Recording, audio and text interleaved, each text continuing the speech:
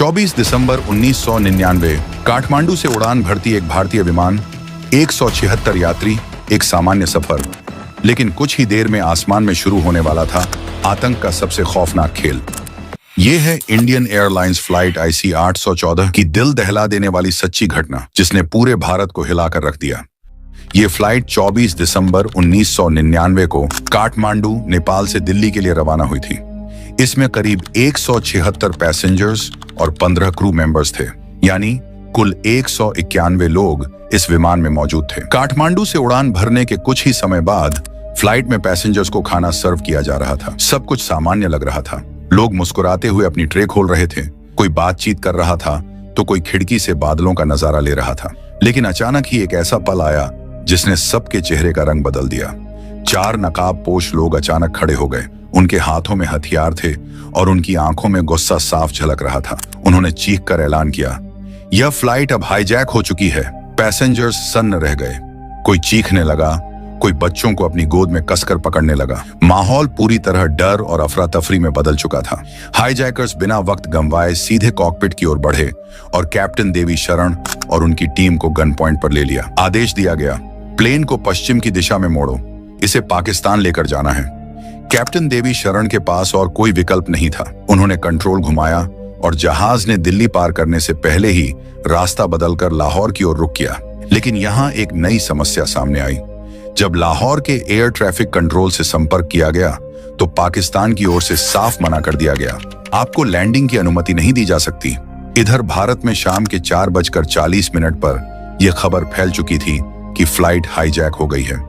लेकिन प्रधानमंत्री अटल बिहारी वाजपेयी और उनके प्रधान सचिव ब्रजेश मिश्रा को इसकी जानकारी करीब 1 घंटे बाद 5:20 पर दी गई।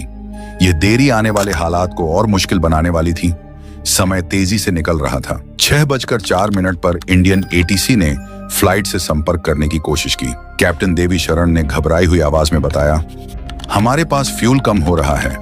हाईजैकर्स बेहद गुस्से में हैं। अगर जल्द ही लैंडिंग की अनुमति नहीं मिली तो ये पैसेंजर्स को मारना शुरू कर देंगे। कैप्टन लगातार आतंकियों से बात करके उन्हें शांत करने की कोशिश कर रहे थे। आखिरकार उन्होंने हाईजैकर्स को यह मनाने में सफलता पाई कि बिना फ्यूल के जहाज उड़ान जारी नहीं रख सकता। लंबे बहस के बाद आतंकियों ने हामी भरी कि प्लेन को अमृतसर में उतारा जा सकता है। 6:40 पर फ्लाइट अमृतसर की ओर बढ़ी, लेकिन यहीं से शुरू हुई सबसे बड़ी गलती। हाईजैकर्स नहीं चाहते थे कि प्लेन भारत में उतरे, क्योंकि यह भारतीय सुरक्षा बलों के लिए सुनहरा मौका था।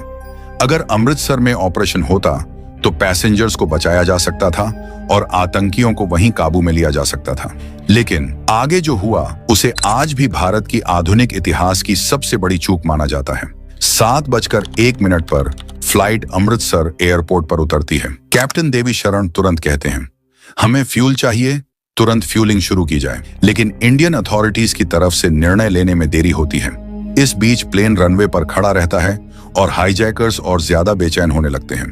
बाद में जब इस घटना पर चर्चा हुई तो जाने माने नेता सुब्रमण्यम स्वामी ने इसे भारत के इतिहास में आतंकवादियों के आगे सबसे बड़ी हार कहा। आपको जानकर हैरानी होगी कि पंजाब के DGP सरबजीत सिंह को यह हाईजैकिंग की खबर 6 बजे मिली, और वह भी किसी अधिकारी से नहीं बल्कि टीवी न्यूज देखकर। सोचिए उस समय कम्युनिकेशन का हाल कितना खराब था कि राज्य के सबसे बड़े पुलिस अफसर को इतनी गंभीर घटना की जानकारी सीधे न्यूज चैनल से मिली। इधर दिल्ली में क्राइसिस मैनेजमेंट ग्रुप बनाया जा चुका था। साथ ही एक लोकल कमेटी भी तैयार हुई जिसका मकसद था जितना हो सके प्लेन को डिले करो ताकि कमांडोज को प्लान बनाने और ग्राउंड पर स्ट्रेटजी तय करने का वक्त मिले। लेकिन हाईजैकर्स ने साफ कह दिया, हम किसी लोकल पुलिस या पंजाब अथॉरिटीज से बात नहीं करेंगे। बातचीत सिर्फ दिल्ली में बैठे बड़े अधिकारियों से होगी। कैप्टन देवी शरण बार बार रिक्वेस्ट कर रहे थे, कृपया रिफ्यूलिंग की जाए। हाईजैकर्स गुस्से में हैं, धमकी दे रहे हैं कि वे पैसेंजर्स को मार देंगे। मिनट बीतते गए, 5 मिनट, 10 मिनट, 15 मिनट, और तभी हाईजैकर्स ने अपनी धमकी सच कर दी। पैसेंजर सतनाम सिंह पर हमला किया गया। उनकी गर्दन पर चाकू से गहरी चोट पहुंचाई गई। कैप्टन फिर गुहार लगाते हैं, रिफ्यूलिंग तुरंत कीजिए, हालात बिगड़ रहे हैं। लेकिन समय गुजरता गया। 40 मिनट के इंतजार के बाद 7:45 पर क्राइसिस मैनेजमेंट ग्रुप ने पंजाब पुलिस को एक सीक्रेट आदेश दिया। उनकी योजना थी रिफ्यूलिंग के बहाने कुछ अधिकारियों को टैंकर के साथ प्लेन के पास भेजा जाए और वे मौके पर ही जहाज के टायर पंचर कर दें ताकि ऐसी 814 दोबारा उड़ान न भर सके। इसके अलावा एक और प्लान तैयार हुआ। प्लेन के ठीक आगे एक बड़ा फ्यूल टैंकर खड़ा कर दिया जाए ताकि उसका रास्ता ब्लॉक हो जाए। योजना सुनने में शानदार थी, लेकिन अमल में गड़बड़ हो गई। एक फ्यूल टैंकर प्लेन की ओर तेजी से बढ़ने लगा। एटीसी को लगा कि हाईजैकर्स को शक हो जाएगा, इसलिए ड्राइवर को कहा गया, धीरे चलो। लेकिन मिसकम्युनिकेशन की वजह से ड्राइवर ने गाड़ी बीच रास्ते में अचानक रोक दी। ये नजारा देखकर हाईजैकर्स को शक हो गया कि जरूर उनके साथ कोई चाल खेली जा रही है। वे गुस्से से चीख पड़े, बहुत हो गया, अब कोई रिफ्यूलिंग नहीं होगी, प्लेन तुरंत टेक ऑफ करेगा। कैप्टन देवी शरण को दबाव में लाकर आदेश दिया गया कि सामने खड़े टैंकर को चाहे टक्कर मार दो, लेकिन जहाज को उड़ाना ही होगा। कैप्टन के पास कोई विकल्प नहीं था। रनवे पर जहाज ने तेज रफ्तार पकड़ी और बाल बाल बचते हुए टैंकर को पार कर गया। 7:49 पर IC 814 फिर से आसमान में था। कैप्टन देवी शरण ने तुरंत ATC को मैसेज भेजा, वी आर ऑल डाइंग, मतलब हम सब मरने वाले हैं। अब जहाज लाहौर की ओर बढ़ रहा था, लेकिन पाकिस्तान ATC ने फिर से इनकार कर दिया। उनकी रणनीति साफ थी, अगर जहाज को एयरपोर्ट पर आने दिया गया तो पायलट हाईजैकर्स के दबाव में उतरने की कोशिश करेगा। इसलिए लाहौर एयरपोर्ट की सारी लाइट्स बंद कर दी गईं। एयरपोर्ट ऐसा लग रहा था मानो वहां कुछ है ही नहीं, लेकिन हाईजैकर्स का दबाव लगातार बढ़ रहा था। हाईजैकर्स ने कहा, लैंडिंग कहीं करनी ही पड़ेगी, चाहे रनवे हो या ना हो। धीरे धीरे जहाज नीचे आने लगा। कैप्टन को एहसास हुआ कि अगर अभी उतरने की कोशिश की तो यह हाईवे पर क्रैश लैंडिंग होगी। उन्होंने आखिरी बार पाकिस्तान ATC से रिक्वेस्ट की, अगर आपने अनुमति नहीं दी तो हम हाईवे पर गिर जाएंगे, सैकड़ों लोग मर जाएंगे। आखिरकार पाकिस्तान झुक गया। 8:07 पर IC 814 को लाहौर एयरपोर्ट पर उतरने की अनुमति दी गई। यहां इंडियन अधिकारियों ने पाकिस्तान से निवेदन किया, कृपया इस प्लेन को दोबारा उड़ान भरने मत देना। लाहौर एयरपोर्ट पर आखिरकार रिफ्यूलिंग की गई।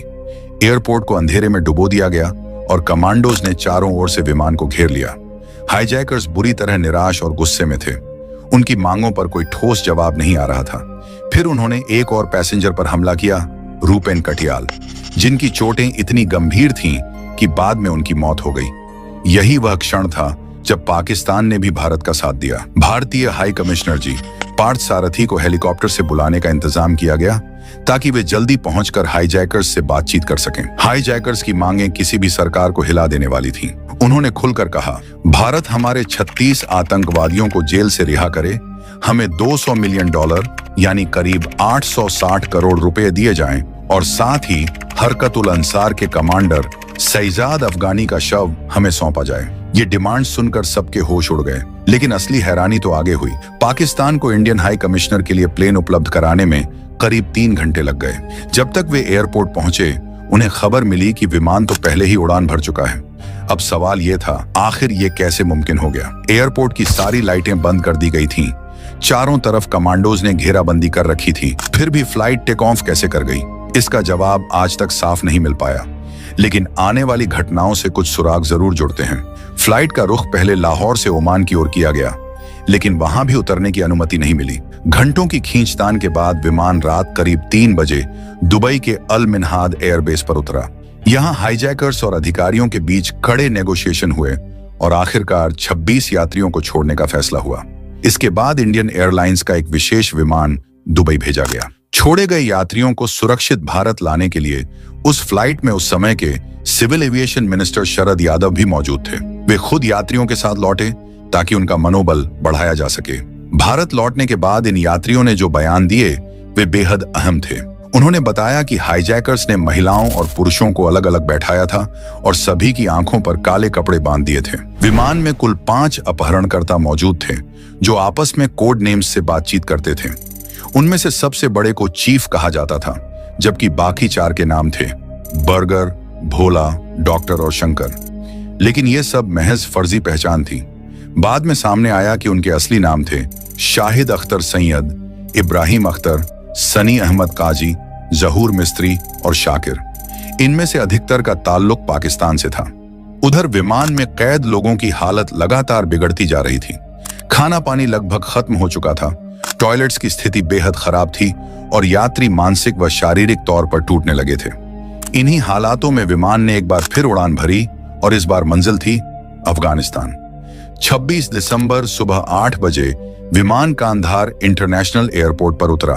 तालिबान के अधिकारी सामने आए और उन्होंने ऑफर दिया कि वे भारत और हाईजैकर्स के बीच मध्यस्थता करेंगे।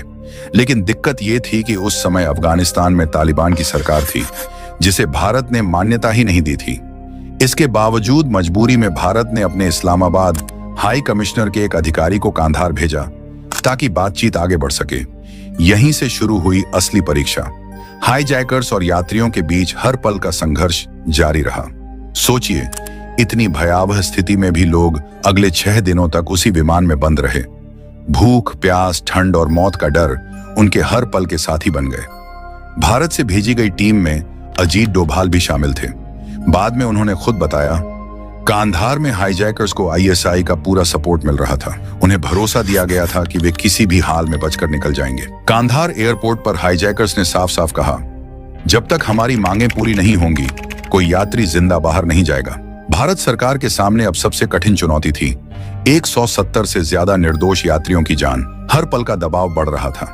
हाईजैकर्स लगातार धमकी दे रहे थे, कभी गोलियां चला देते, कभी बम विस्फोट की चेतावनी देते। इधर दिल्ली में सरकार, कैबिनेट कमेटी ऑन सिक्योरिटी और इंटेलिजेंस एजेंसियां दिन रात एक करके समाधान खोज रही थी। यात्रियों की हालत बिगड़ती जा रही थी। कई लोग बेहोश हो गए, बच्चों को दूध तक नसीब नहीं हुआ। विमान का माहौल एक खुले कारागार जैसा हो गया था। तालिबान खुद को मध्यस्थ बताता रहा, लेकिन अजीत डोभाल और उनकी टीम ने साफ देखा कि असल में हाईजैकर्स को पूरा लॉजिस्टिक सपोर्ट तालिबान और आईएसआई से ही मिल रहा था। वो लोग बाहर आराम से घूम रहे थे, जबकि अंदर भारतीय नागरिक मौत के साए में कैद थे। 29 दिसंबर हाईजैकर्स ने अपनी धमकी और तेज कर दी। उन्होंने कहा कि अगर उनकी शर्तें तुरंत पूरी न हुई तो हर आधे घंटे में एक यात्री को मार दिया जाएगा। अब भारत के पास वक्त बहुत कम था। आखिरकार भारी दबाव और अंतर्राष्ट्रीय परिस्थितियों को देखते हुए सरकार को हाईजैकर्स की मुख्य मांगें माननी पड़ी। उनकी सूची में सबसे ऊपर थे 1. मौलाना मसूद अजहर 2, अहमद उमर सईद शेख 3, मुश्ताक झरगर। इन तीनों खूंखार आतंकवादियों को जेल से निकालकर विशेष विमान से कांधार लाया गया। यह फैसला सरकार के लिए बेहद पीड़ादायक था, लेकिन 170 जिंदगियों को बचाने का और कोई रास्ता नहीं था। 31 दिसंबर 1999 जैसे ही आतंकियों को रिहा किया गया, हाईजैकर्स ने विमान और यात्रियों को छोड़ दिया। 5 अपहरणकर्ता खुलेआम कंधार की जमीन से गायब हो गए। जब यात्री सुरक्षित भारत लौटे तो पूरे देश ने राहत की सांस ली। लेकिन साथ ही एक सवाल हमेशा के लिए रह गया, क्या आतंकियों के आगे झुकना सही था या फिर यह सिर्फ मजबूरी थी? याद रखिए, इस हाईजैक की गूंज आज भी सुनाई देती है, क्योंकि मसूद अजहर और उमर शेख जैसे आतंकी आगे चलकर कई बड़े आतंकी हमलों के गुनहगार बने।